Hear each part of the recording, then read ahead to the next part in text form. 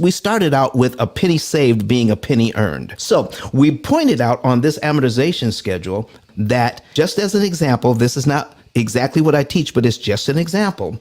In the first year on this loan, which is a 6% amortized over 360 months or 30 years, in the first year, I would pay this loan down by $2,456 and a penny, and it would cost me $11,933.19. We talked about the biggest loophole ever that is not in the tax code. And here it is. Penny saved being a penny earned. If I prepay, okay, let's say all things being equal, if I prepay the $2456.01, it saves me $10,944.42. Okay, watch this. If a penny saved is a penny earned, then $11,000 saved is $11,000 earned that you could invest somewhere else. Now watch this. If I take that money out of the bank that is making 0.1% and invest it in my mortgage. What the word did I use?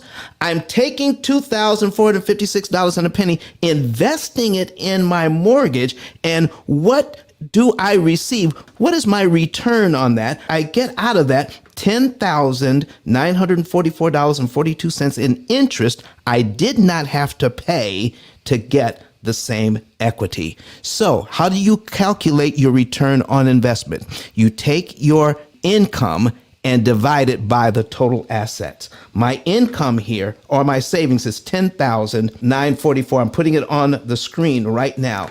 $10,944.42. That's what I got. What did I invest? I divide it by $2,456 and a penny. I get 4.456 or 4.46. If I put it as a decimal, that's a 446% return on my money. Hannibal, what do you think about that, sir?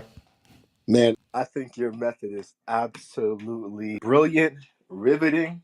I know math is usually not a subject that is, tantalizing, but saving that money and investing is crucial.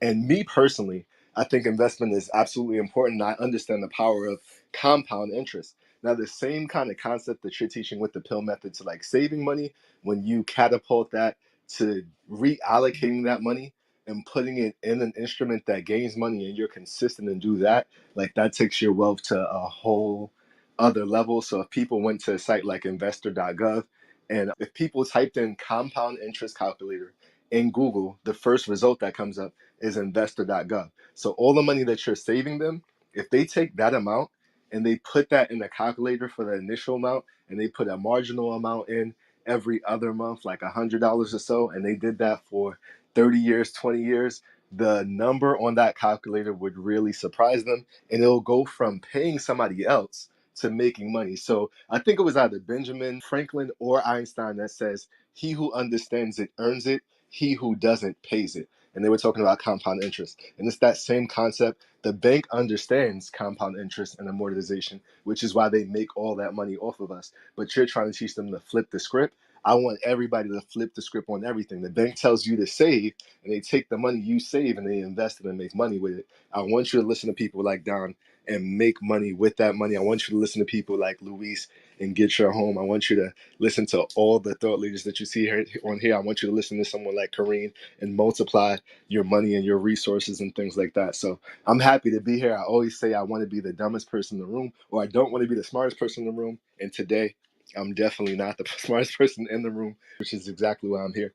And I'm here to learn. So thank you, Don. So Hannibal, listen, man, we just talked about this, and you're exactly right. We just showed that if we look at this as a penny saved is a penny earned, normally, if I'm a real estate investor, all right, and I'm charging rents, and my payment on the mortgage is less than the rent I'm charging, that means I'm cash flowing on this property. That's a good thing. Every real estate investor I've ever talked to does not really look at the interest they're paying, because it's money they're giving, that their tenants are giving them. So we used an example to start with that I went out for a very nice dinner. All right, me and my wife, we went very nice dinner, came to $400 and somebody else paid the tab. I got the dinner. I got that ambiance. I even got the credit from my wife. Okay. She said, listen, thank you for taking this to such a great place, but somebody else paid the tab. What am I going to do with that $400?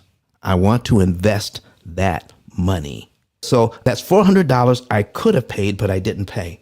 So when we have our tenants giving us money, in this case, in 1 year, the tenants gave us, I'm going to put it on the screen. All right. In 1 year, the tenants gave us the $2,456 and a penny.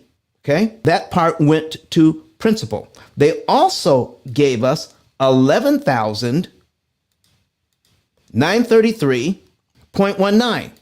That went to interest.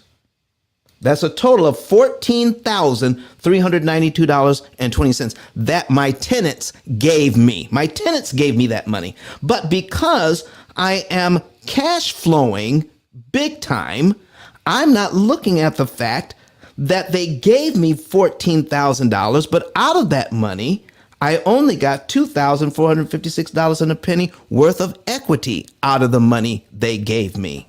What if I decided I wanted to prepay that money instead?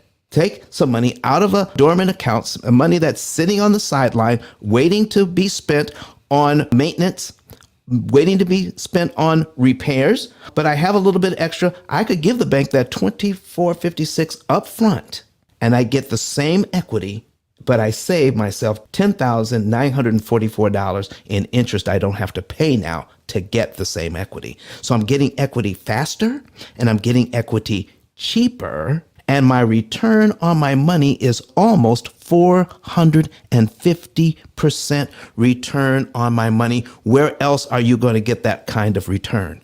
And so, folks, your return on investment is like 446% return on your money.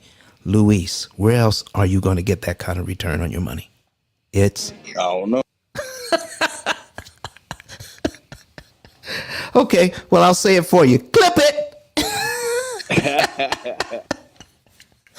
So, folks, that's what we're talking about. Now, if you're getting your equity cheaper and you can get 100%, 200%, 300%, 400% return on your money.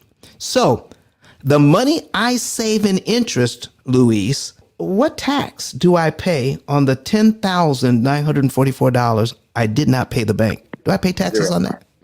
Zero. Folks, where else can he said clip it? Where else can you invest, get a 400% return on your money, and you don't owe any tax? You're getting your equity cheaper. You're getting a great return on your money because you're using money that's sitting dormant, making 0.1%. But Don has some valuable information that can contribute to the quality of a person's life. And it only costs you a few dollars. It's his book. Why not get that? I'm going to go through the P.I.L.L method myself with some of my investment properties. So I'm going to link up with Don, and then I'm going to sit down with him, show him my investment portfolio, and see how I can eliminate interest.